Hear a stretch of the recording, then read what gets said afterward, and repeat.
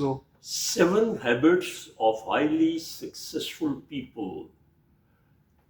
آج ہم اس کتاب میں اسٹیون کووی کی طرف سے بیان کی گئی 7ویں عادت کریں گے، اور یہ 7ویں عادت کیا ہے؟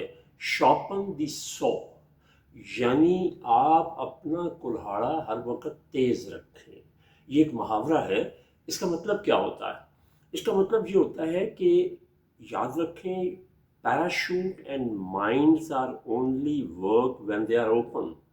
یہ اس وقت کام کرتے ہیں جب کھلے ہوں، ورنہ جتنا مرضی قیمتی پیراشوٹ ہو آپ چھلانگ لگائیں، نہ کھلے تو پھر کیا ہوگا، وہ تجربہ کر کے دیکھ لیں۔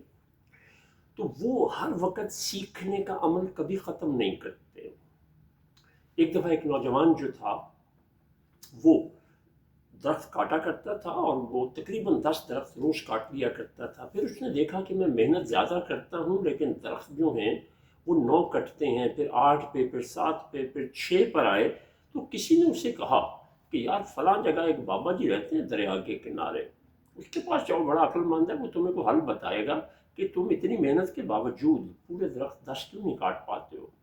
وہ ان کے پاس گیا تو ان بابا جی نے اس کی بات سنتے رہے، اور اتنی لمبی اس کی جو دکھ بھری داستان تھی، اس کا ازالہ کرنے کے لیے جو علاج بتایا وہ صرف ایک جملہ تھا، شارپن دی سو، اپنے اس کلہاڑے کو تیز کرو۔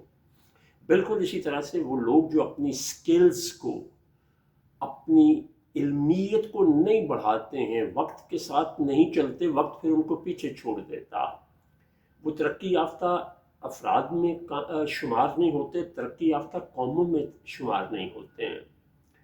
ہمیں ہمارے دین نے کیا کہا ہے؟ یہ کتاب تو آج لکھی گئی ہے، اب آئیے اس کو اسلامک پرسپیکٹو میں دیکھتے ہیں۔ آپ صلی اللہ علیہ وسلم کی ایک حدیث کا مفہوم ہے کہ مومن نہیں وہ شخص جس کے 2 دن ایک جیسے گزر جائیں، اور ایک اور مفہوم یہ ہے کہ مومن نہیں وہ شخص جس کا آج گزرے ہوئے کل سے بہتر نہیں ہے۔ تو ہر روز اپنے آپ کو بہتر سے بہتر کرتے چلے جانا، یہ کامیاب لوگوں کی بہترین عادتوں میں سے ایک عادت ہوتی ہے۔ بہت شکریہ۔